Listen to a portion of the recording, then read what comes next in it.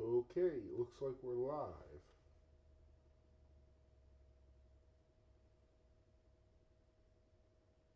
Yep. Okay, simulcasting to Twitch and YouTube. Wow, YouTube has a hell of a delay. Okay, anyhow. Alright, tonight I'm just working on a micro quad. I want to do some flying outside tomorrow since I'm off, and it's been snowing pretty bad. So I need to weatherproof the electronics and get them ready to get a little bit wet tomorrow. I also have something else I'm working on here. I got this ground station, FPV ground station, and a input device. Yeah, nope, you're not going to be able to see it.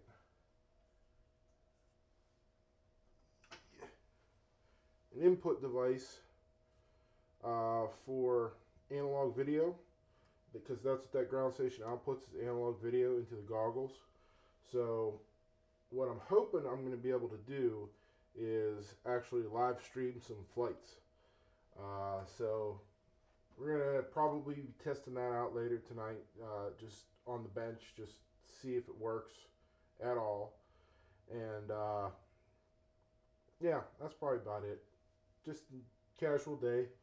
And we'll see what's going on with the waterproofing. And we're going to be listening to a book. Let's see. What are we listening to?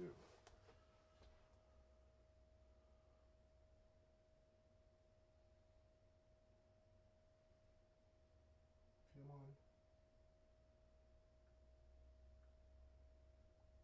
on. Of Myths and Legends, the Amaryllis Saga, from Michael Chatfield. So we're going to be listening to that in the background today instead of some music. So without further ado, we'll get started. And let's see what's what. Alright, first thing I'm going to do is get out the quad and get it taken apart so that I can get to the base PCB and get some conformal coating on it. Alright, let's go.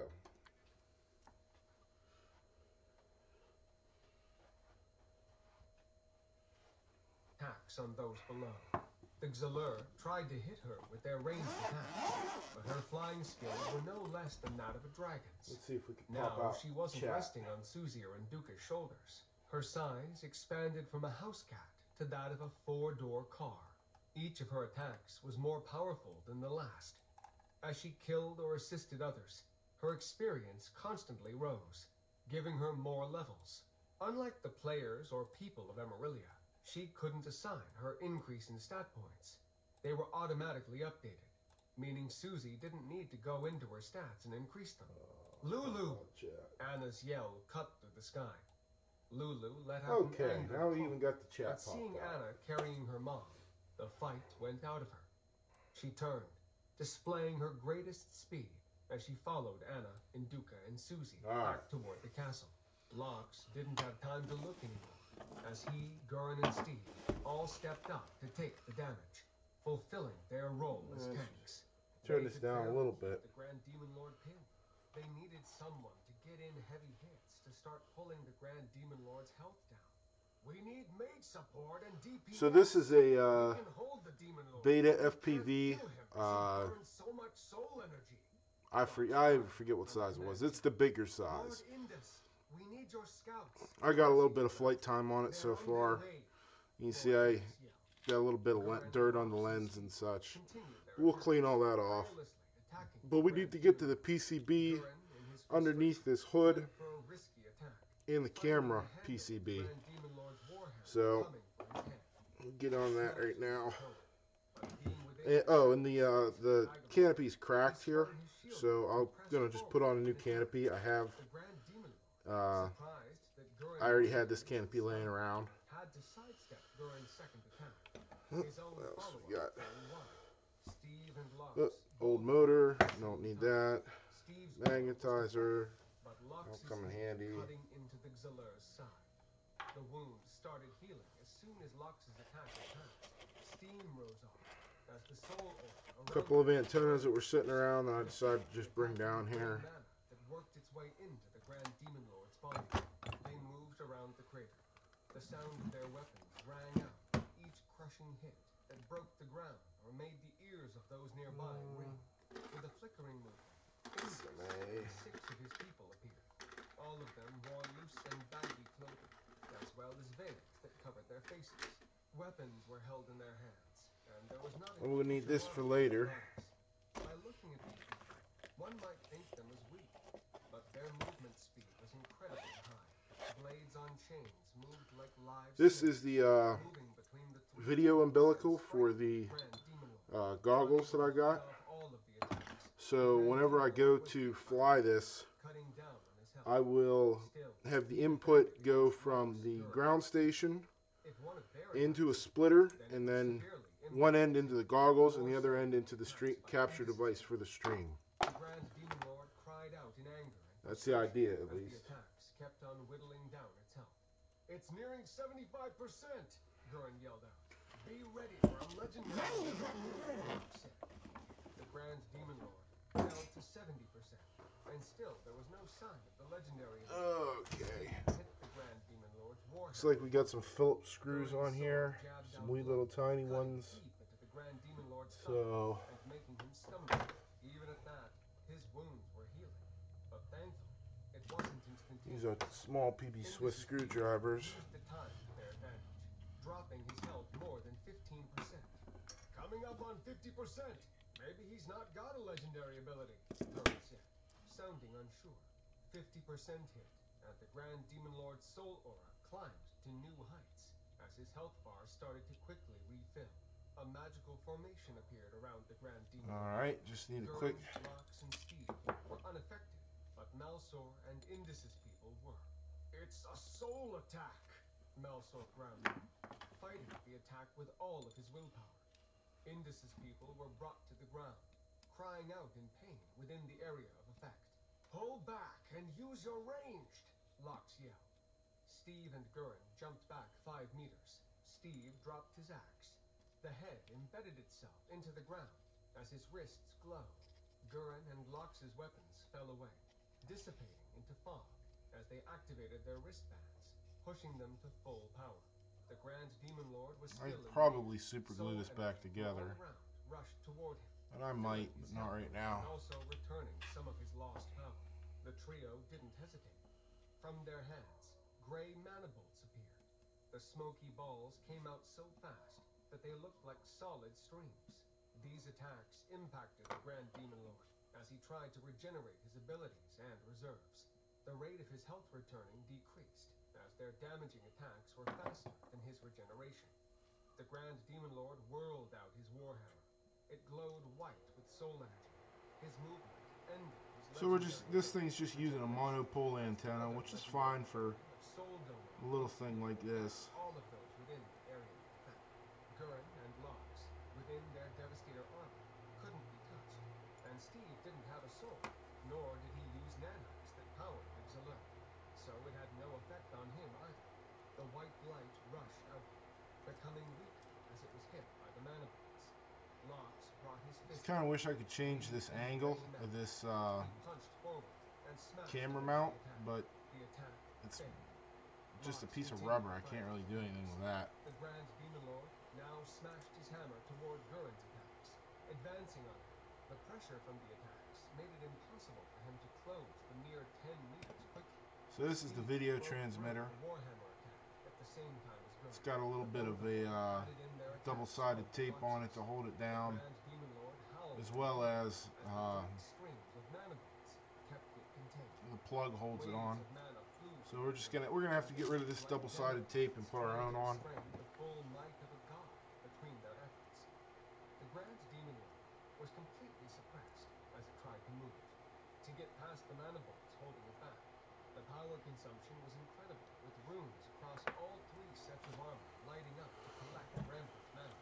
The wind was ripped up with this impact, sucked in like an ancient Figure I beast better get trying to some breathe in the IPA ready planet's here. air. We're gonna If the probably other need some two of that. tried to move in one direction, then the three would also move to block him. The Grand Demon's soul aura was still strong enough to stop the attacks, but it was burning off its soul energy at a massive rate to stay alive. It dropped its hammer, staring directly at Steve. It raised its hand slowly, fighting the screams from Lox and Gurren. Its soul aura spun and twisted down its arms. I'm just trying to get the last bit of the double-sided tape residue The twin streams pushed off back the Lox VTX and shield. Gurren's bolts, defeating them before they reached the Grand Demon Lord, just as it had done with Induka. However, Induka was much stronger than Lox and Gurren and their armor's attacks. Even though they were powerful, they didn't have the complexity or power of Induka's attacks.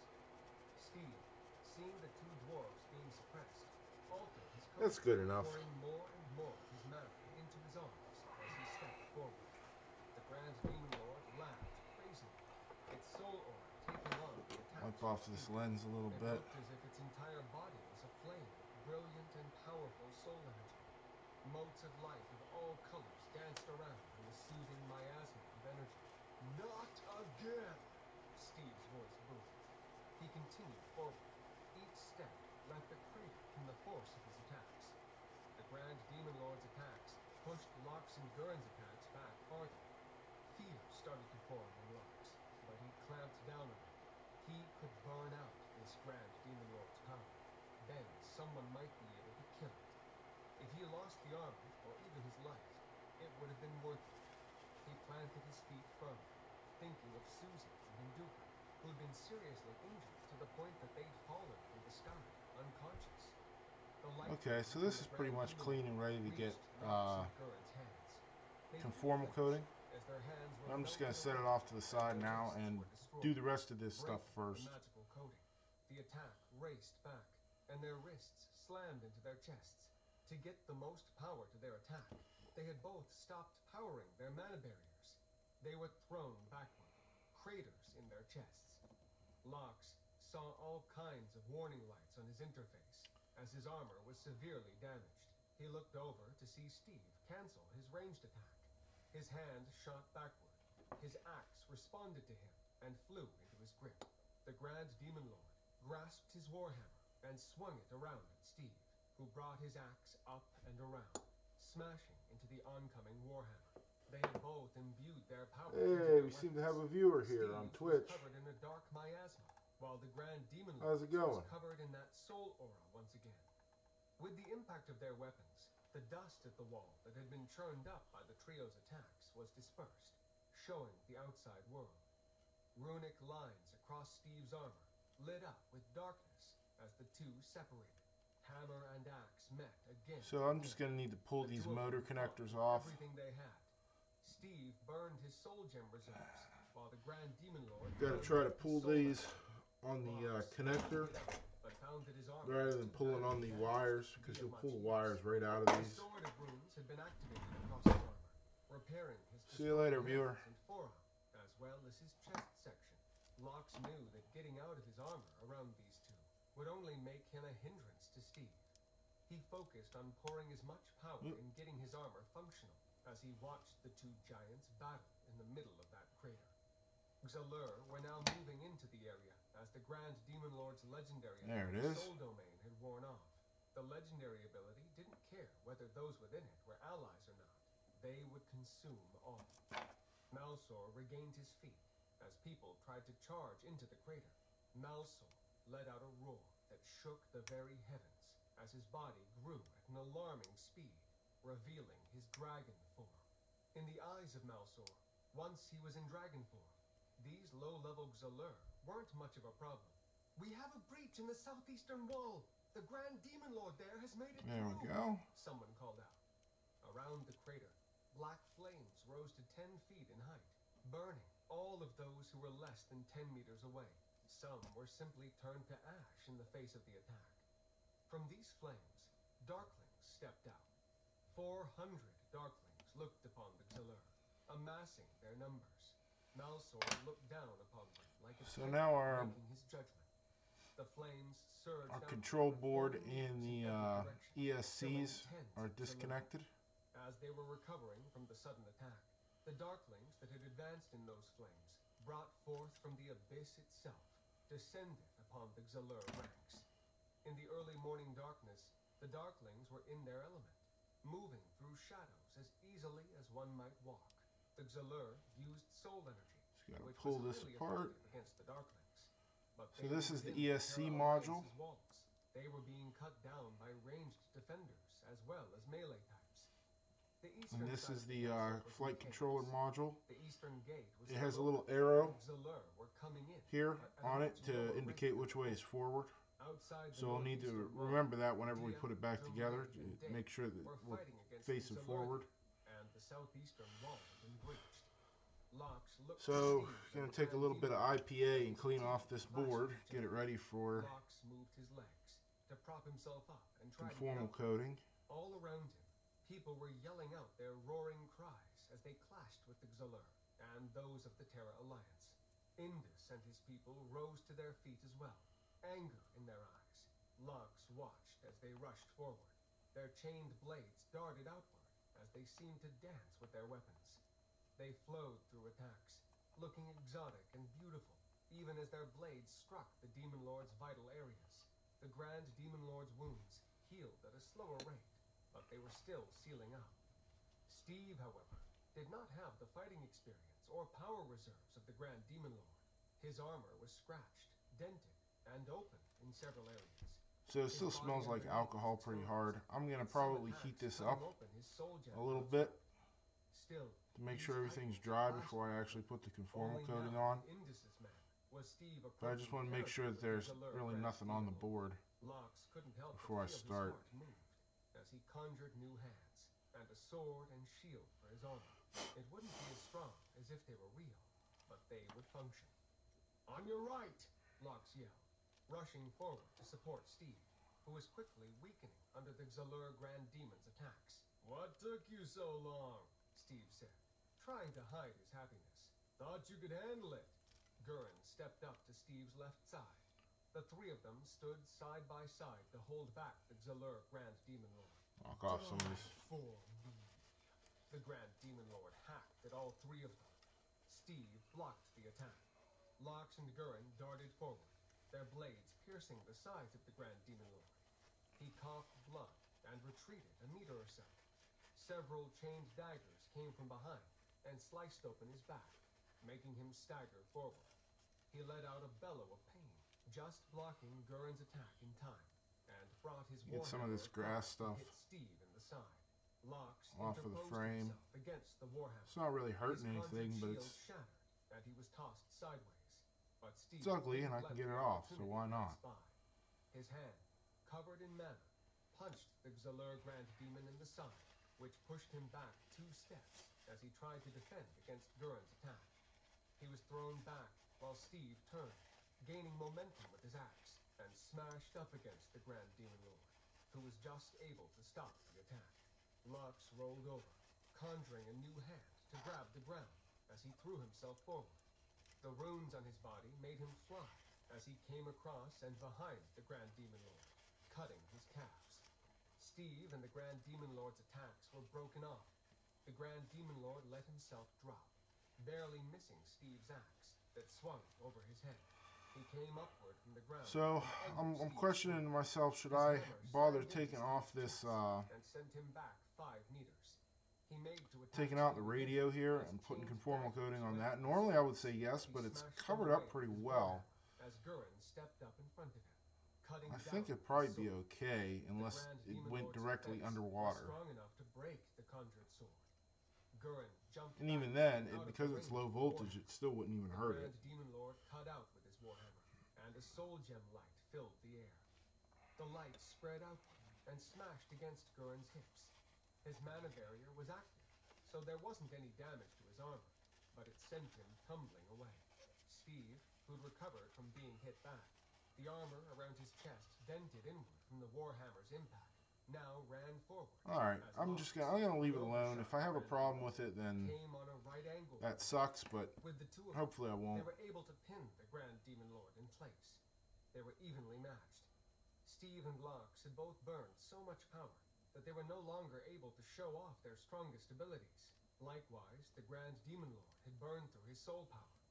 With Malsor's new magical formation, less and less were making it to the Grand Demon Lord, and he had already needed to burn most of it in order to stay alive. In the shadows from behind the Grand Demon Lord, a claw as big as the Grand Demon Lord emerged, striking out so fast that the Grand Demon Lord didn't even know that it was there.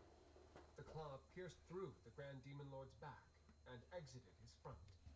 He looked at the claw in shock and horror. The claw turned around as the Grand Demon Lord found itself looking up at a dragon with scales that seemed to be made from obsidian and black flames, darker than the night, across its body. So I'm just going to use some low heat here The Grand Demon looked up in horror, powerless to resist and from the heat unable to gun restore itself with a to claw. just dry this off. Malsor looked at the Grand Demon Lord with disdain. This is for my sister. Malsor opened his mouth. Flames shot out from his maw, covering Actually, it looks like there's still a little bit of grass on that. After a moment, the flames disappeared. There was no sign of Zalur Grand Demon Lord's existence. From within the castle, a familiar I don't really want to shook heat the the plastic castle of this like the thing ground too its much. foundations were buried So I'm in. just going to grab The this. war clans have arrived, Lox yelled out. He would know those drums anywhere. The Dwarven war clans had finally reached the castles. The drum beat was fast and fierce as dwarves' feet jogged through the castles. They swarmed out of the main corridors, pressing out and into the open area between the outer walls and the inner castles. As they stepped out of the castles, dwarves would turn and plant themselves. Their shields faced toward the eastern side. From the north and south, dwarven walls formed quickly as dwarves moved into place. The first rank filling So you don't in want to as get the too second much heat rank on that started thing. You behind can them. melt it. Lox sprang to his feet and conjured his hands, sword, and shield once again. Well, let's see if we can't give them some time to form up, Lox yelled, looking at the players and PoEs nearby. They checked their weapons, nervously looking to the party zero members. Malsor, Let's knock some of you're this the grass point off of here. If you can seal it up, we can cover your lead, Lox said. Understood. Malsor's voice was deep and powerful, like the ancient, powerful, and wise beast that he was. Let's show these Zalur demons what we're made of. With me, Lox yelled, jogging toward the gate tower to the east.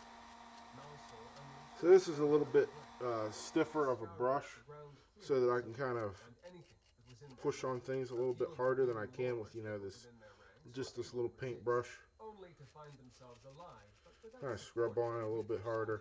and facing the forces that Lox was able to rally. Leave none standing. So that looks pretty good. As he clashed with the Zalur Demon Lord. Their power easily matched as they fought each other. That looks pretty good. Battle was once again a joy.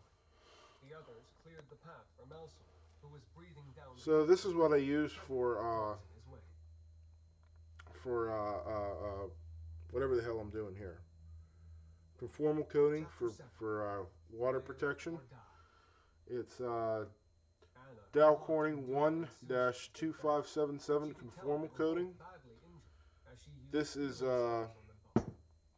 actually what they use on the inside of cell phones to keep them waterproof. It's a little bit more expensive than some of the other conformal coatings that you can get, but it works really good. And it's also a UV reactive, so that you can check with a UV light. You can check whether everything's coated or not.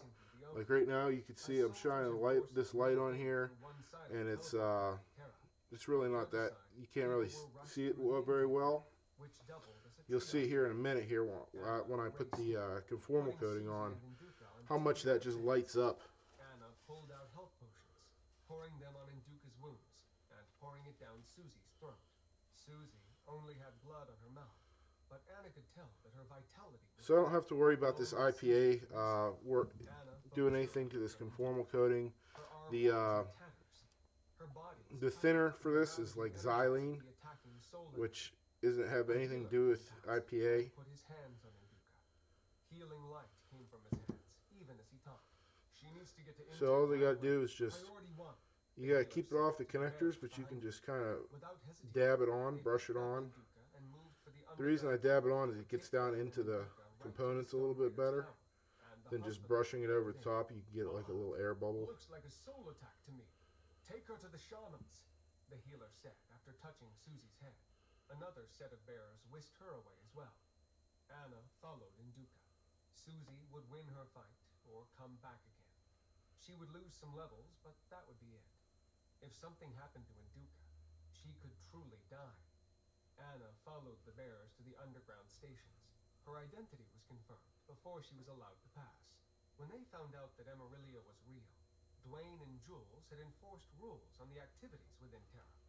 This was to make sure that no one from the Jucal or from groups that wanted to attack the Terra Alliance So now that I or got the the conformal Stoneriders coating on would there, ever be given the chance.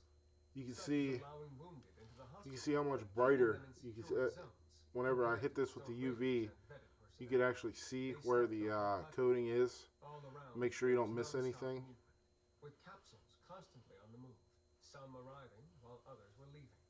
Seeing it, Anna was surprised with just how modern looking it was. She followed the bearers onto a capsule. A mana barrier formed over the entrance as they shot off. Gravity and inertia magic kept them in place and not feeling anything, while also accelerating them at incredible speeds to the towers. They reached the towers. Underneath the towers, there was another platform. This one was not laid out simply like the first, but had defenses in place, as well as automatons. So now the ESC has conformal coating all over it.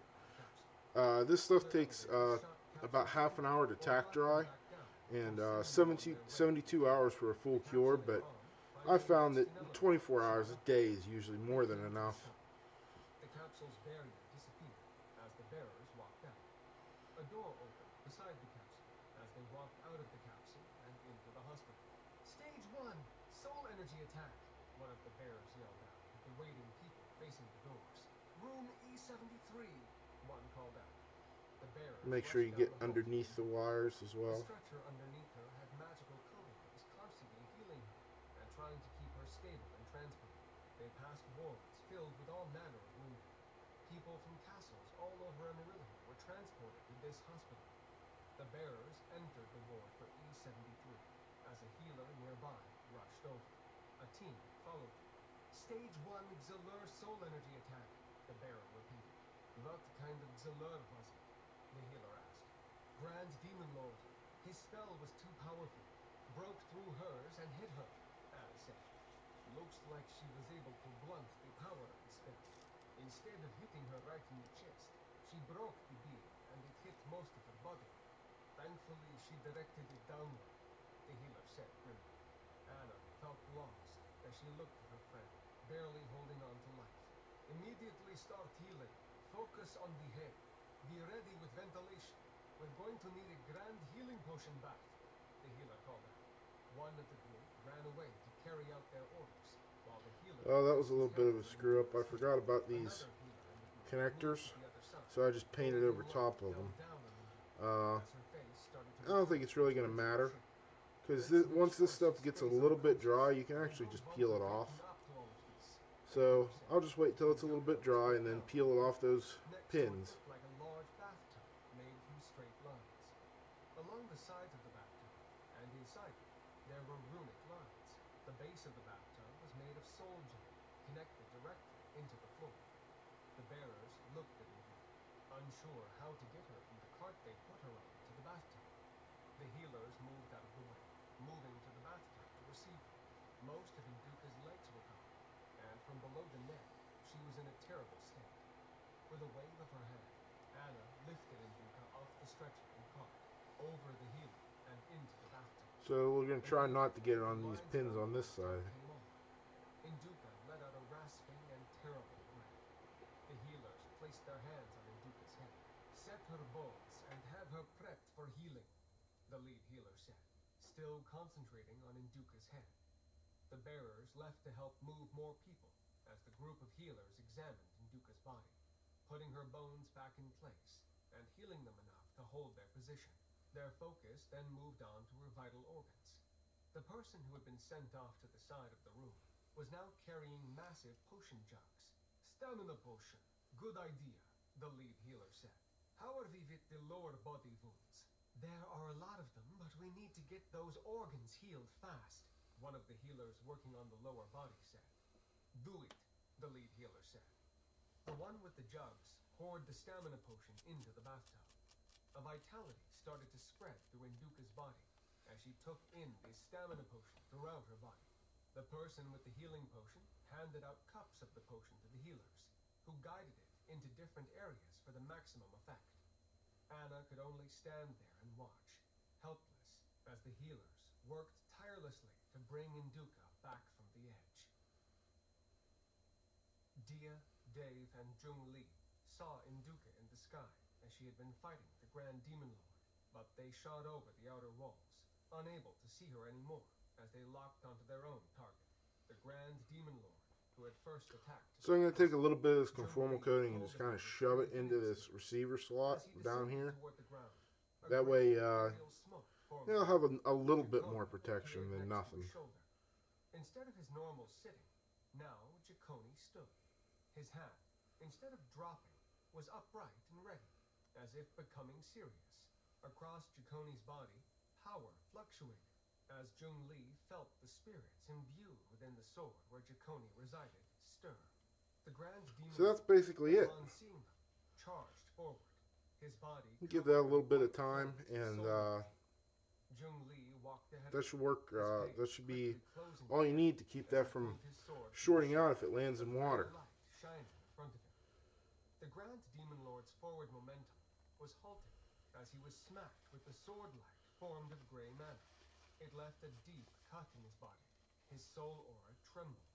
Looks like I. So I'm gonna have to give this a little while to rest and to cure. And I'll be back in a little bit, and we'll set up the FPV transmission. Alright guys, see you in a little while.